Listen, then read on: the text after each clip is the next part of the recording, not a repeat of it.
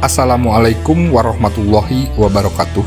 Dalam kuliah etika dan hukum bisnis, saat ini kita akan membahas tema tentang periklanan dan etika.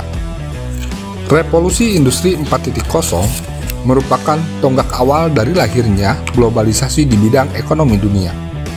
Pergerakan kemajuan bisnis saat ini dibarengi dengan perkembangan di bidang teknologi, informasi, dan komunikasi. Kemajuan yang pesat tersebut dibuktikan dengan munculnya sebuah ide-ide bisnis kreatif dan inovatif dengan berbasis teknologi.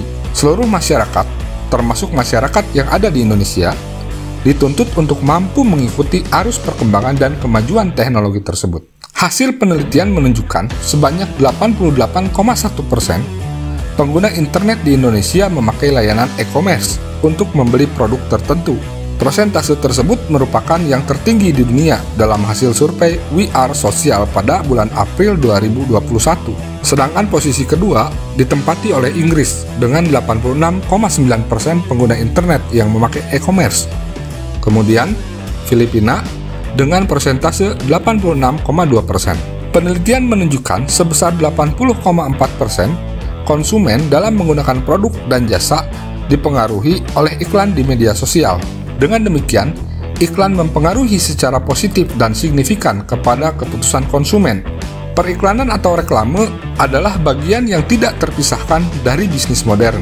Kenyataan ini berkaitan erat dengan cara berproduksi industri modern yang menghasilkan produk-produk dalam kuantitas besar, sehingga menuntut harus mencari konsumen yang luas. Iklan merupakan salah satu strategi pemasaran yang dimaksudkan untuk mendekatkan barang yang hendak dijual dengan konsumen. Dalam hal ini berarti iklan dituntut untuk selalu jujur kepada konsumen tentang produk dan membiarkan konsumen bebas menentukan untuk membeli atau tidak. Globalisasi dalam komunikasi pemasaran, khususnya periklanan, mempunyai kemampuan untuk memicu sikap individualis atau perilaku materialis, sehingga muncul kritik dan kekhawatiran budaya iklan yang negatif dengan asumsi bahwa sebagian konsumen memiliki keterbatasan di dalam menilai iklan, sehingga dapat mengakibatkan budaya konsumtif. Iklan yang menyatakan kebenaran dan kejujuran adalah iklan yang beretika. Akan tetapi, iklan menjadi tidak efektif apabila tidak mempunyai unsur persuasif. Akibatnya, tidak akan ada iklan yang akan menceritakan kebenaran dalam pesan iklannya. Sederhananya, iklan pasti akan mengabaikan informasi-informasi yang bila disampaikan kepada konsumen malah akan membuat konsumen tidak tertarik untuk menjadi konsumen produk atau jasanya. Iklan mempunyai dua fungsi, yaitu satu, fungsi informatif. Fungsi informatif adalah iklan semata-mata untuk menyampaikan informasi yang kuat, misalnya tentang tempat pariwisata yang baru dibuka atau iklan tentang harga makanan di toko swalayan. Sedangkan iklan tentang produk yang ada banyak mereknya harus memiliki unsur persuasif yang lebih menonjol, seperti iklan tentang pakaian bermerek, tas, jam tangan, dan lain sebagainya. Persuasif dapat dikenali dengan ciri-ciri antara lain: 1. Bahwa pendirian dan pemahaman pembaca atau pemirsa dapat diubah. 2. Berusaha menjelaskan dan menarik kepercayaan pembaca. 3. Berusaha menciptakan kesepakatan atau penyesuaian melalui kepercayaan antara pengiklan dengan konsumen. 4. Berusaha menghindari konflik agar kepercayaan tidak hilang dan supaya kesepakatan pendapat tercapai. 5. Menampilkan imbauan atau ajakan. Pengiklan berusaha mempengaruhi para calon konsumen. Dan yang terakhir, selalu menyertakan data dan fakta dalam teks persuasinya. Prinsip moral yang perlu dalam iklan terdapat paling kurang 3 prinsip moral sehubungan dengan penggagasan mengenai etika dalam iklan.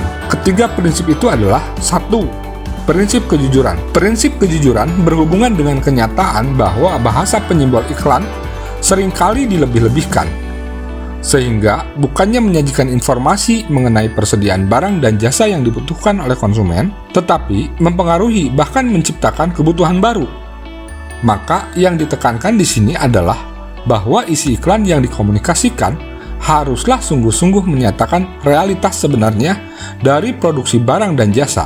Sementara yang dihindari di sini sebagai konsekuensi logis adalah upaya manipulasi dengan motif apapun juga.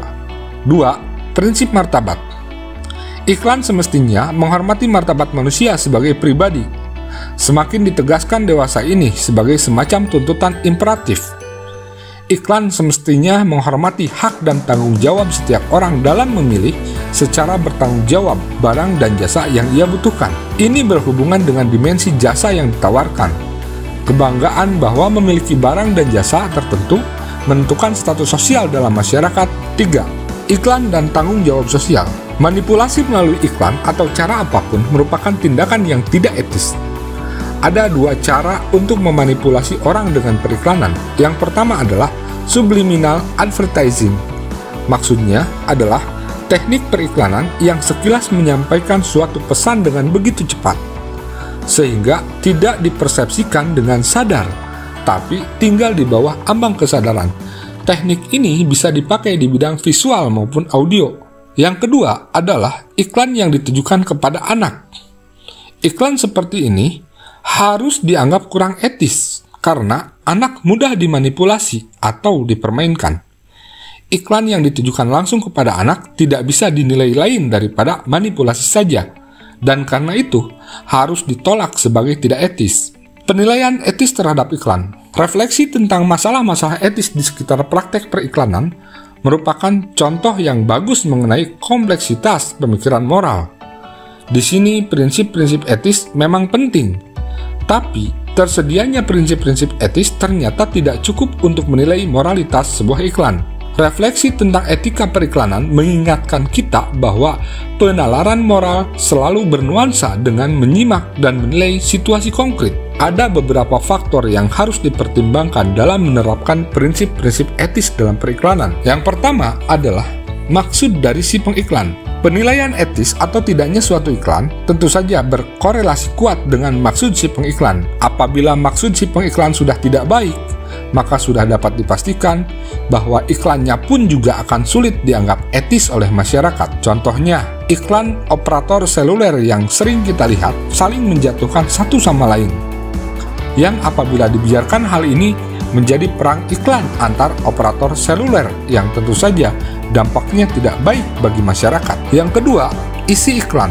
Selain maksud dari si pengiklan, suatu iklan akan menjadi tidak etis apabila isi iklan tersebut kurang baik. Misalnya saja, iklan tentang minuman keras, terutama bila disiarkan di negara yang menjunjung tinggi adat ketimuran seperti Indonesia. Ada juga kontroversi iklan mengenai produk yang merugikan kesehatan, apalagi kalau bukan rokok. Pemerintah dapat mengambil tindakan tegas untuk melarang iklan rokok yang ada dengan tujuan agar masyarakat tidak terpengaruh oleh rokok, terutama generasi muda dan remaja. Namun di sisi lain, rokok boleh diperjualbelikan dengan legal. Tentunya akan banyak menuai protes ketika iklan tentang rokok dilarang. Dalam hal ini, konsumen sendirilah yang harus memfilter iklan-iklan tersebut, dapat mempertimbangkan penggunaannya bagi kesehatan. Yang ketiga, keadaan publik yang tertuju. Dalam membuat iklan, pastilah sang produsen menargetkan iklannya tepat sasaran, yaitu tepat mengena pasar konsumen tertentu yang dituju. Misalnya, iklan mobil menargetkan iklannya dapat menarik bagi masyarakat golongan menengah ke atas, karena secara realitas merekalah yang mampu membeli. Hal ini apabila penyampaiannya kurang tepat, maka dapat menimbulkan perkara etika bagi golongan masyarakat di bawahnya. Apakah etis jika ada iklan tentang mobil yang mewah di tengah-tengah keadaan masyarakat yang sedang kacau dan mayoritas berada di bawah garis kemiskinan? Karena dengan adanya iklan semacam itu, maka garis pemisah antara penduduk kaya dan miskin akan semakin tebal. 4. Kebiasaan di bidang periklanan. Periklanan selalu dipraktekkan dalam rangka suatu tradisi, di mana dalam tradisi itu orang sudah biasa dengan cara tertentu disajikannya iklan. Sudah ada aturan main yang disepakati secara implisit atau eksplisit, dan yang seringkali tidak akan dipisahkan dari etos yang menandai masyarakat itu. Pengontrolan terhadap iklan. Karena kemungkinan dipermainkannya kebenaran dan terjadinya manipulasi merupakan hal-hal yang rawan dalam bisnis periklanan, maka perlu adanya kontrol yang tepat yang dapat mengimbangi kerawanan tersebut. Kontrol tersebut dilakukan yang pertama adalah pemerintah. Di sini terletak tugas penting bagi pemerintah untuk melindungi masyarakat konsumen terhadap keganasan iklan.